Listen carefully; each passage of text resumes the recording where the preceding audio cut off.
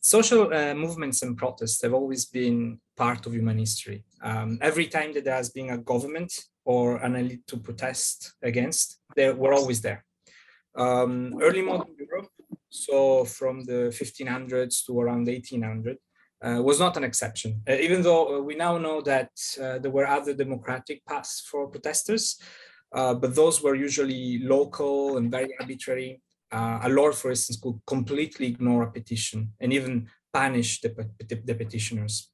Early modern Europe is sandwiched between two great revolutions, the Reformation and the French Revolution. But those were by no means the only great upheavals in Europe. For instance, there is also the Civil War in England. And since we must never forget that Europe is just one small part of the world, I should also mention social movements and protests that happen in the rest of the world. The Iko-Iki movement put intense pressure on the warrior leaders of 14th and 15th century Japan, that is 1300s and 1400s.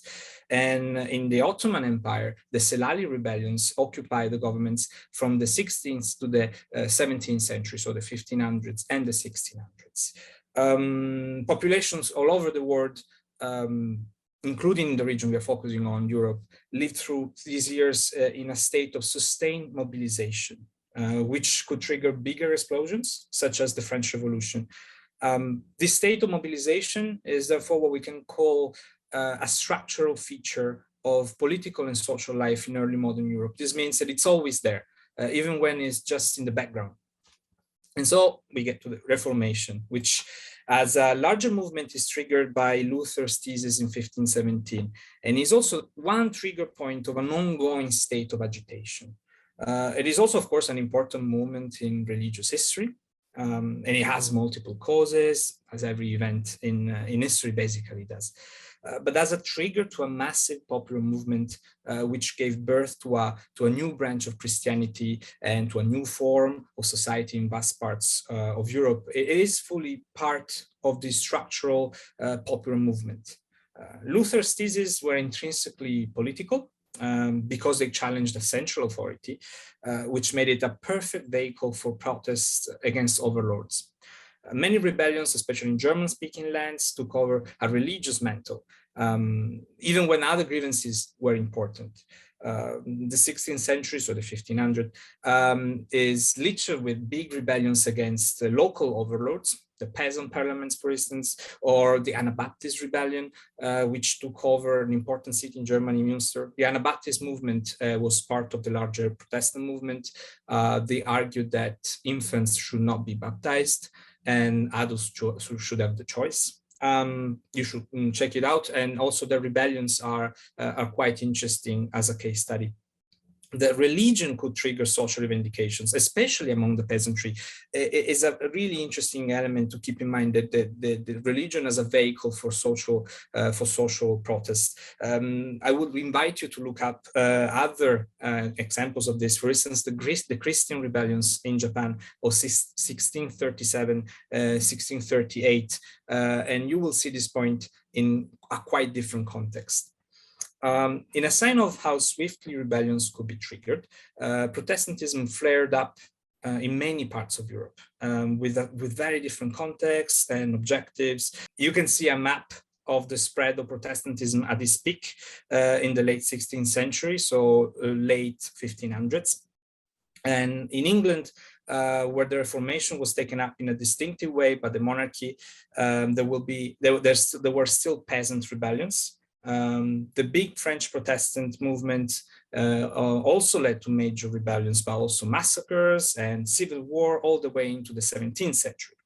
And in the Low Countries, that is more or less modern day Belgium and Netherlands, religion was one of the elements that led to the birth of the Dutch Republic and broke Habsburg rule. You may remember that the Habsburg Empire covered Austria, parts of Italy, Spain, and the Iberian Peninsula, and also central northern Europe, like the Low Countries.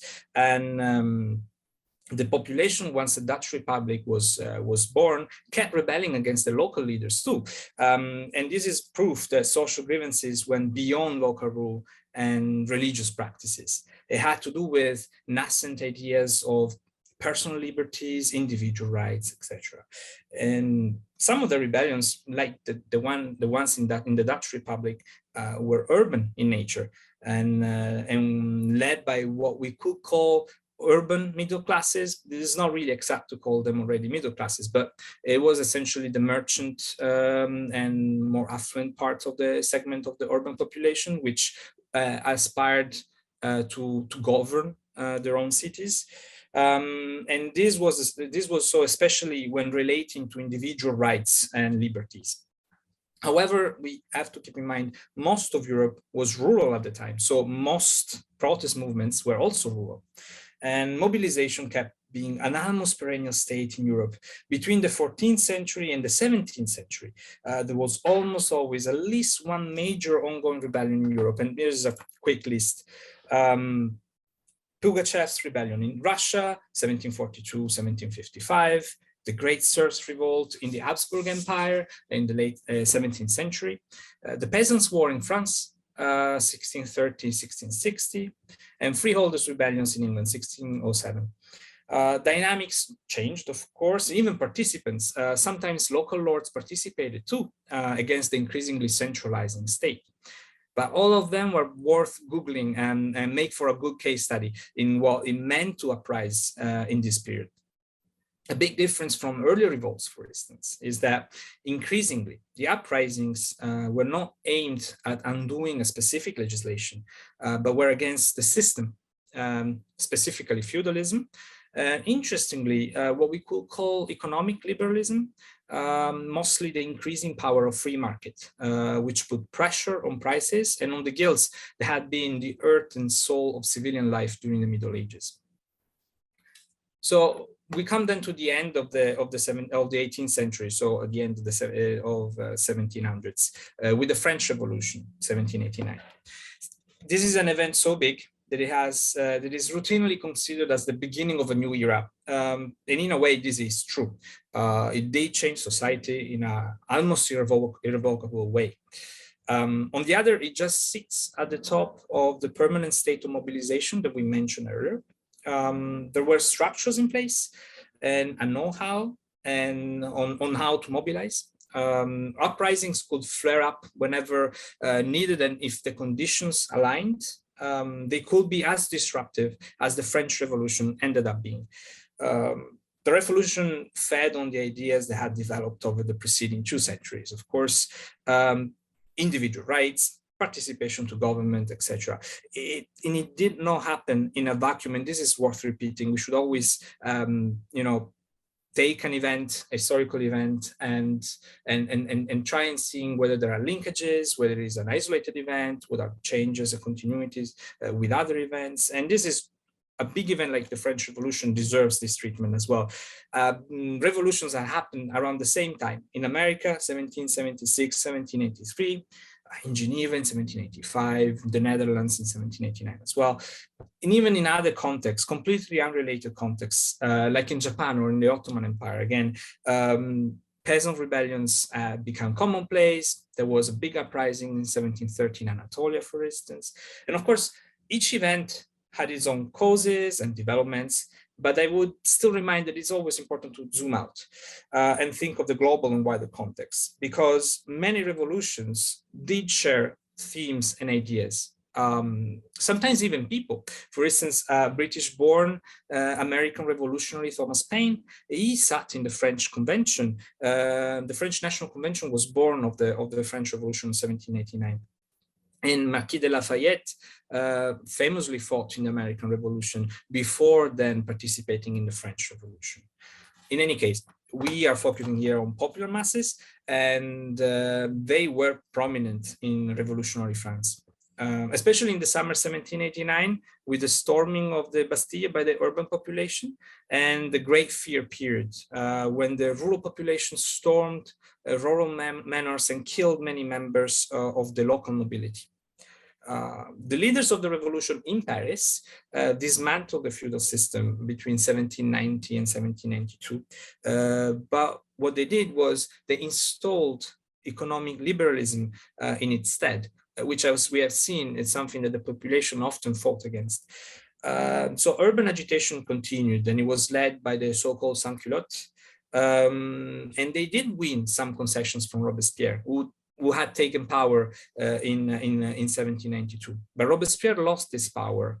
And in 1795, there was a directorial regime in place in Paris, and they reversed many of his decisions and quashed any residual rebellion. The revolution was effectively, especially as it concerned urban masses, closed. It was now a new regime, a new Republican regime, and this twin policy of erasing the feudal system and establishing economic liberalism at its place continued to be pursued by France.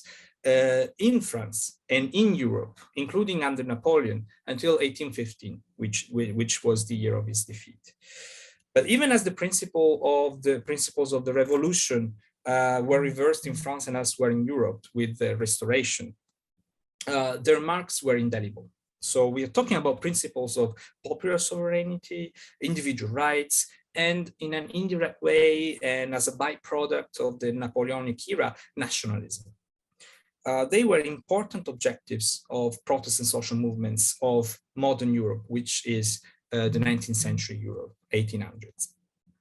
These movements were, by this point, all interlinked across the continent. They talked to each other. They had common people, common themes. This was helped by the developments in transportation, in communication, etc. But they did specialize as well, and they took different shapes. They politicized more. And so we can talk about them in separately, even though we have to keep in mind when we talk about them separately, this doesn't mean that they weren't part of a common strength of political and social movements. I identified three Protestant social movements in modern Europe in the 19th century. Voting rights movement, the women's rights movement, and the labor movement. Let's analyze them one by one. Voting rights. In the 19th century, as you may know, most people did not have the right to vote. Not men, not women. The movement for voting rights is usually seen as a middle-class fight because it is concerned by achieving political rights, of course, but the working class also participated. Of course, the working class was more concerned by the fight for labor rights and the critique of of capitalism. But especially in Anglophone countries like in Ireland and in Britain, they did have a prominent role in the voting rights movement. In Ireland, in particular, where the voting rights movement pushed the London government to extend political rights to Catholics in Ireland. That is because they feared widespread rebellion, which anyway came in the 20th century. In Britain proper, though, voting rights were only extended after World War I and for women in 1928. In France, the movement was a bit different. It was led by the middle class. It was proper middle class, even moderate, because it was seen as a way to pacify society without giving out social and political rights, labor rights to them. It most notably sparked the 1848 uprising, which was then replicated across Europe. And this meant that eventually many countries, including Prussia, which was famously quite authoritarian under Bismarck, had to accept some enlargement to the franchise, which means the right to vote. And that was between the second half of the 19th century and the beginning of the 20th century. The women's movement instead. The women's movement gained traction because in the 19th century, because more and more women started to participate more publicly in society.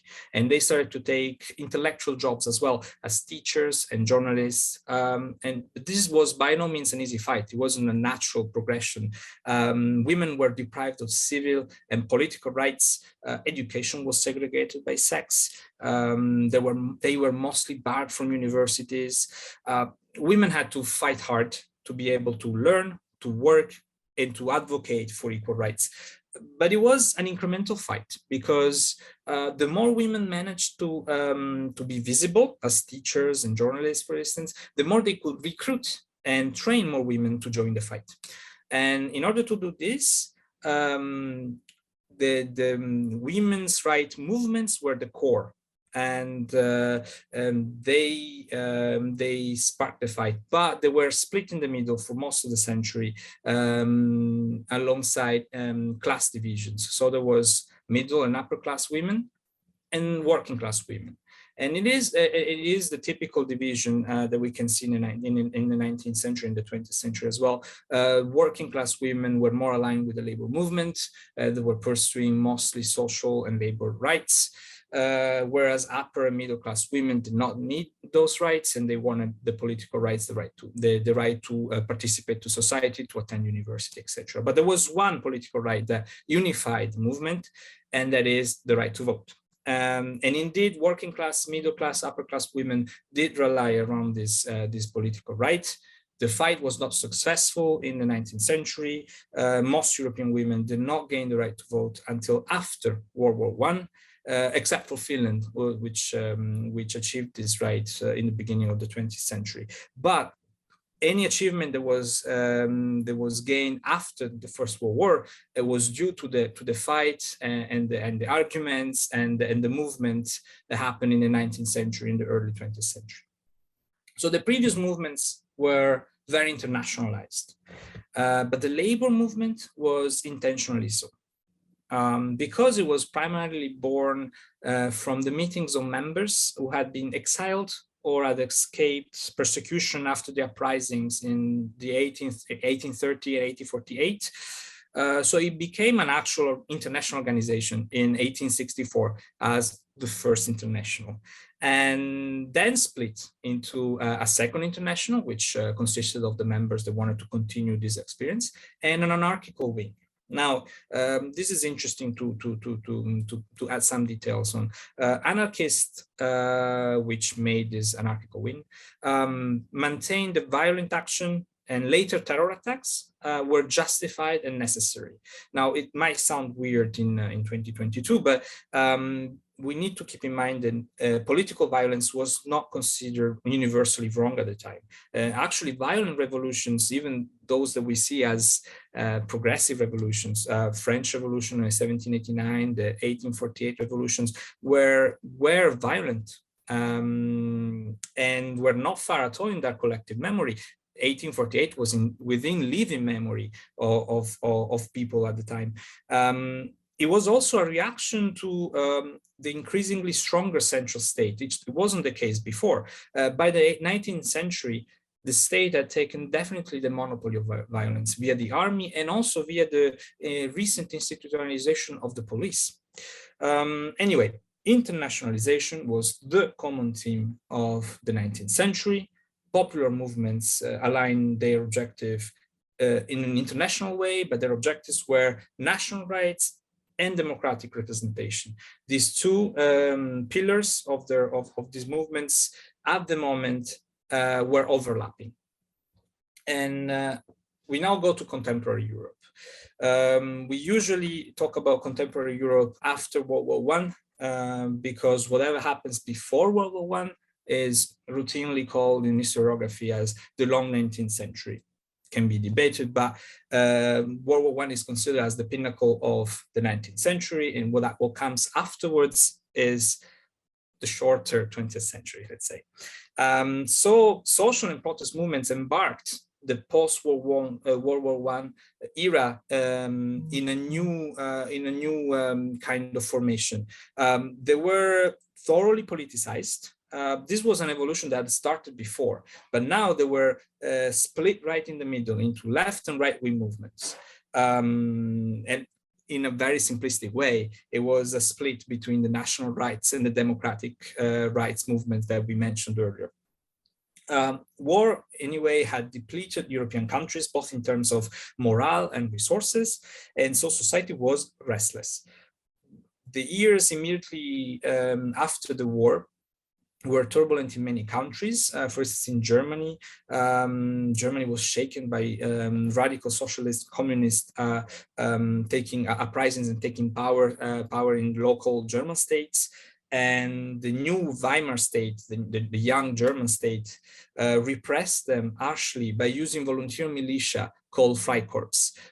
Many members of the Freikorps were veterans of the war and will be members or founders even of the Nazi party. The Weimar state used this militia because their army had been dismissed after the war, demobilized after the war.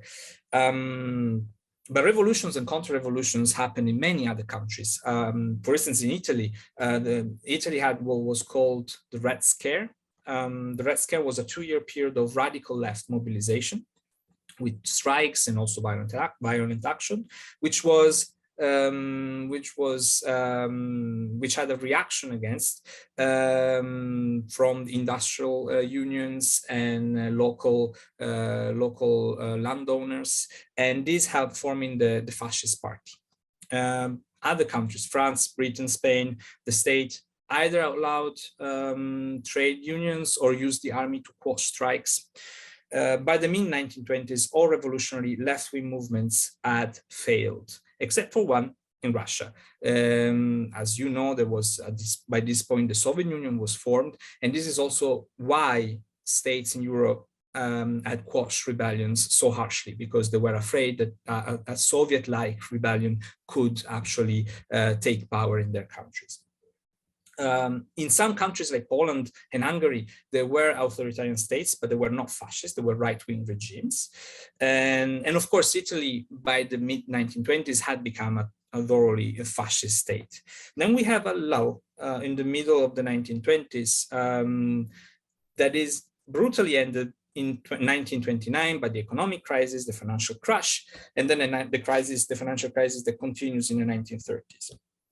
This opened a new path for revolution for both right and left-wing movements, which took to street fighting in many countries, including Britain, in France, in Germany. But when the Nazi party, itself a movement which had started out as a revolutionary, seized power in Germany and then occupied most of Europe, protest and social movements, left-wing, but not only, went largely underground and morphed into resistance movements. Resistance movements became, still now are, symbols of the fight for freedom, but they also retain some of the pre-war divisions, especially between the radical left, which often was pro-Soviet, and the moderate wings. As we know, World War II ended with the defeat of the fascist Axis, so the Nazi Germany and fascist Italy and their allies, and the victory of the allies, as they're called, and the Soviet Union. But post-war Europe's political divide deepened because of that. We entered into the period of the Iron Curtain, which you surely have heard of, and the division of the continent during the Cold War. And protest and social movements took different trajectories because of that. For the first time in decades, if not centuries, the flow of information and organization slowed down almost to a complete stop. But this allows us to analyze this final period of our overview into 3 geographical sections: Southern Europe, Western and Northern Europe, and Central and Eastern Europe. Now, first, Southern Europe, more precisely, Spain, Portugal, and Greece, which had the common destiny of being under authoritarian regimes. Greece had a repressive regime after a long post-war civil war and became a full-fledged dictatorship in 1967. Spain and Portugal were already authoritarian regimes before the war and stayed that way until the 1970s. Left-wing movements were exiled or repressed in these countries, but by the 1960s, public protests took advantage of small political spaces left open by the state. It wasn't much, but public discourse took off a little, and the left started to being able to articulate some new positions, some new theories, such as Eurocommunism, which was a sort of alternative way that distanced the left from the Soviet Union model, but also other more violent theories, a resurrection of anarchical ideas, etc. The states reacted brutally. In Greece, by the way, this reaction coincided with the military coup of the colonels in 1967. And until the fall of the regimes, social and protest movements, even in exile, kept focusing on political rights to then resynchronize with Western Europe in the 1980s once democracy in their countries had been restored. So we get to Western and Northern Europe, which had a different trajectory, of course, because countries in this region were democracies, though a bit imperfect democracies, I would say. Conservative parties almost uniformly had a power up to the 1970s, and American pressure against left or center-left coalitions was very strong. Anyway, in the 1950s, populations were exhausted by the war and they were not very prone to protesting. But by the 1960s, there was a new generation that had been born during or just after the war and started to demand change. They protested against a wide range of things, but in simplistic terms, they protested against the Cold War, which they saw as a perennial confrontation and militarization against the Soviet Union, and the linked issue of the membership of NATO, which was this military organization to which many Western Northern Europe countries belong together with the US and is still around nowadays. They also protested against their states' resistance to decolonization. Many European states still had colonies at the time, and these colonies were rebelling and fighting for independence. And these rebellions were quashed quite harshly by European states. And this youth movement was protesting against that too. These priorities formed the so-called New Left, which was seeking an alternative model between the American model and the Soviet Union model. I would point you to notice this difference in priorities between Southern Europe and Western Northern Europe social and protest movements. And you can see how priorities can shift between living in imperfect democracies and in authoritarian regimes, between political rights and social and democratic rights. Protest movements anyway grew in size and culminated in 1968 flare-up, which became an international protest movement against the post-war system. Many grievances connected at once found their outlets: feminists, especially abortion rights, ecologists, pacifists. The 1968 protests kept producing smaller waves all the way to the end of the Cold War. Speaking of which, we get to Central and Eastern Europe, which was under Soviet dominance. After Stalin's death in 1953, there is a small amount of activism tolerated in Soviet dependencies, especially if local or cultural. However, it was always precarious. And as soon as a movement would take a pace, spread, or politicize, Moscow intervened quickly and firmly.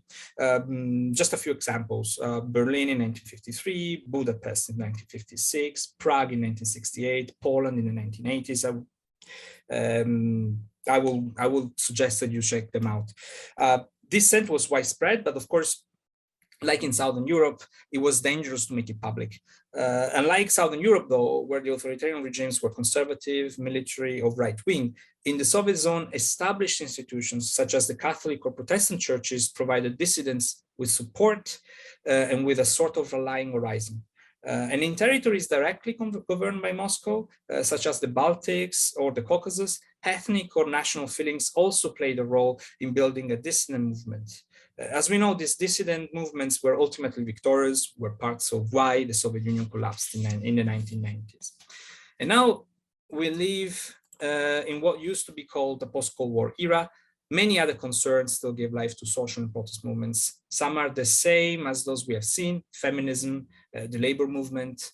Globalization has, of course, become a focal point of protest, substituting probably the anti-Cold War movement. And we must mention, of course, the racial justice movements and climate activism, which are prominent in the beginning of the third decade of the 21st century. So as we said at the start, as long as there is an authority against which to protest, social movements will always be part of human society.